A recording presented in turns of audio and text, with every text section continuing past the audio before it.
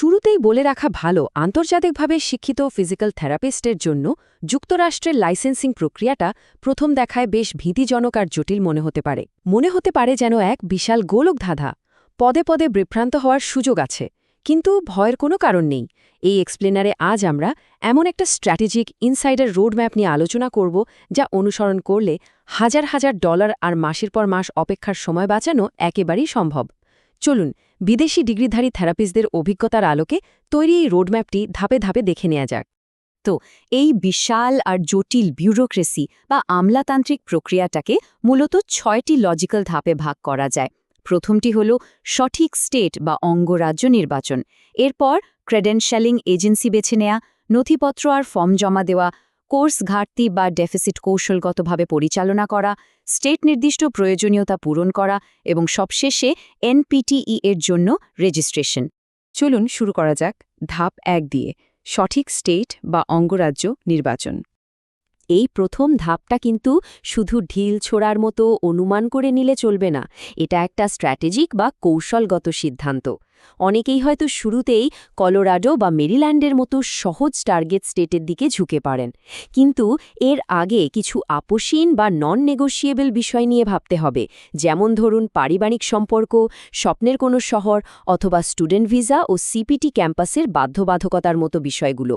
যদি পরিবারের কারণে নিউ জার্সিতে থাকার বাধ্যবাধকতা থাকে, তবে অন্য কোনো স্টেট সহজ ভেবে সেখানে আবেদন করলে পরে তা শুধরাতে গিয়ে প্রচুর সময় আর অর্থের অপচয় হতে পারে। তাই ক্যারিয়ারের লক্ষ্য আর বাস্তবতার মাঝে একটা চমৎকার ব্যালেন্স রাখাটা খুব জরুরি। এখানে একটা বেসলাইন শিক্ষাগত মানদণ্ড বা CWT-6 ক্রাইটেরিয়া সম্পর্কে পরিষ্কার ধারণা রাখা প্রয়োজন। সংক্ষেপে বললে এটি হল 2017 সালের পর গ্র্যাজুয়েট হওয়া আন্তর্জাতিক প্রার্থীদের জন্য 170 ক্রেডিটের একটা রিকোয়ারমেন্ট, কিন্তু যারা 2017 সালের আগে পাস করেছেন তাদের ক্ষেত্রে CWT-5 বা CWT-4 গাইডলাইন অনুযায়ী প্রায় 150 ক্রেডিটের প্রয়োজন হতে পারে।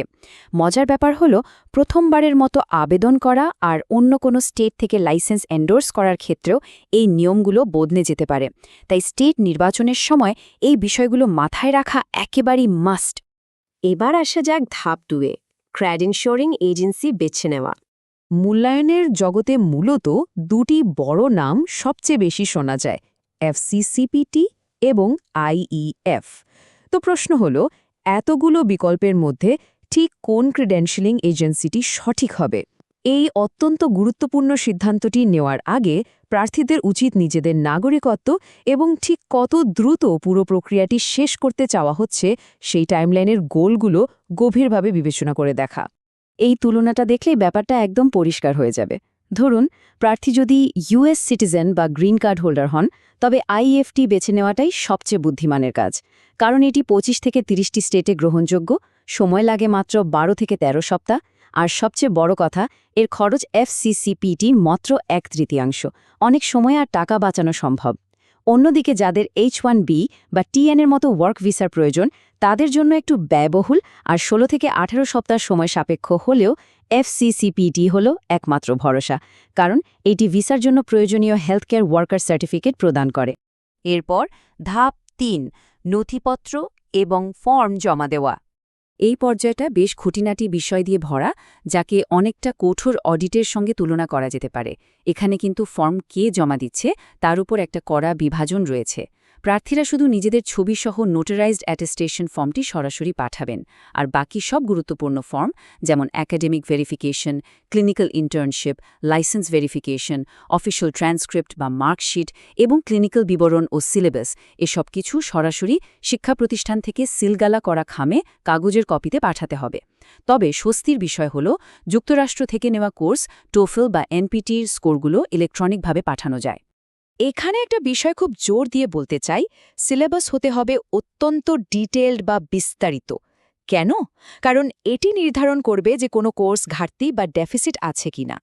ধরুন, শিক্ষা প্রতিষ্ঠানে উন্ড কেয়ার বা ক্ষত নিরাময়ের মতো কোনো বিষয় পড়ানো হয়েছে, কিন্তু তা সিলেবাসে স্পষ্টভাবে লেখা নেই। সেক্ষেত্রে ক্রেডেনশিয়ালিং এজেন্সি সেটির জন্য কোনো ক্রেডিটই দেবে না। তাই সিলেবাস পুঙ্খানুপুঙ্খ হওয়াটা একেবারেই বাধ্যতামূলক।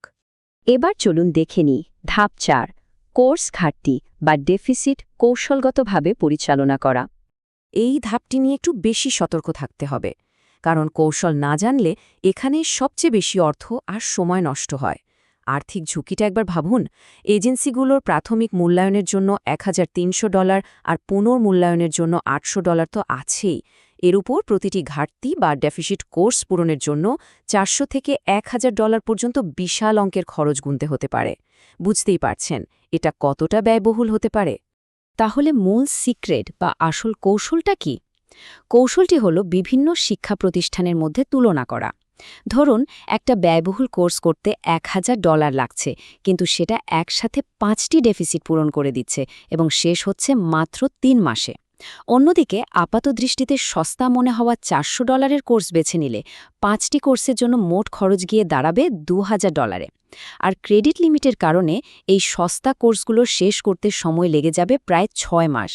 তাই শুধু সস্তা খুঁজলেই হবে না, হিসাব করে দেখতে হবে কোনটা আসলে লাভজনক। এরপর আমরা চলে যাচ্ছি ধাপ 5-এ, স্টেট নির্দিষ্ট প্রয়োজনীয়তা পূরণ করা। লাইসেন্সিং প্রক্রিয়ার শেষ দিকে এসে প্রতিটি স্টেট বোর্ডের নিজস্ব কিছু চূড়ান্ত শর্ত থাকে। এই তুলনাটি খেয়াল করলে দেখবেন ক্যালিফোর্নিয়া এবং ফ্লোরিডা উভয়েই CW6 বা 170 ক্রেডিটের মানদণ্ড অনুসরণ করে। কিন্তু যাদের ইংরেজিতে বেশ ভালো দখল রয়েছে তারা ক্যালিফোর্নিয়ার ওপেন বুক জুরিস্প্রুডেন্স পরীক্ষাকে বেছে নিতে পারেন, তবে সেখানে টোফেল বাধ্যতামূলক। অন্যদিকে যারা অর্থ বাঁচাতে চান এবং টোফেল এড়াতে চান তারা ফ্লোরিডা বেছে নিতে পারেন, তবে মনে রাখতে হবে সেখানে জুরিস্প্রুডেন্স পরীক্ষা কি হবে ক্লোজড বুক। এখানে মনে রাখা জরুরি যে বিভিন্ন শর্ত থেকে ছাড় বা ওয়েভার পাওয়ার বিষয়টি সম্পূর্ণভাবে প্রার্থীর নিজস্ব শিক্ষাগত ব্যাকগ্রাউন্ডের উপর নির্ভর করে। ইন্টারনেটে প্রচলিত গুজবে কান দিলে একেবারেই চলবে না। যেমন সুপারভাইজড ক্লিনিক্যাল প্র্যাকটিসের ক্ষেত্রে ক্যালিফোর্নিয়ায় 9 মাস লাগতে পারে, যেখানে পেনসিলভেনিয়ায় লাগে 6 মাস।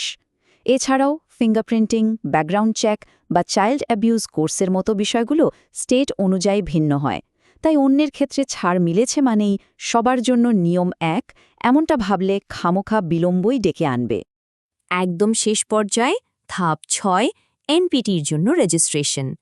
চলুন দেখি কিভাবে এই শেষ ধাপগুলো সম্পন্ন করতে হয়। পরীক্ষায় বসার জন্য কিছু নির্দিষ্ট প্রশাসনিক ধারাবাহিকতা আছে।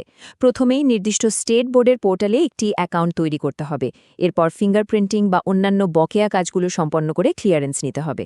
স্টেট বোর্ড থেকে সবুজ সংকেত বা ক্লিয়ারেন্স পাওয়ার পরই চূড়ান্তভাবে ফেডারেশন পোর্টাল বা FSBPT ওয়েবসাইটে এনপিটি পরীক্ষার জন্য নিবন্ধন করা যাবে। তো পুরো রোডম্যাপ তো এখন চোখের সামনেই পরিষ্কার। এই এক্সপ্লেনারের তথ্যগুলোর সাহায্যে প্রার্থীরা কি এখন লাইসেন্সিং প্রক্রিয়া জয় করে যুক্তরাষ্ট্রের ফিজিক্যাল থেরাপি পেশায় যুক্ত হয়ে বিশ্বব্যাপী স্বাস্থ্যসেবার চিত্র বদলে দিতে প্রস্তুত? আশা করা যায় এই সঠিক এবং ইনসাইলার দিক নির্দেশনা অনুসরণ করে এই জটিল যাত্রার প্রতিটি বাধাই খুব সহজে অতিক্রম করা সম্ভব।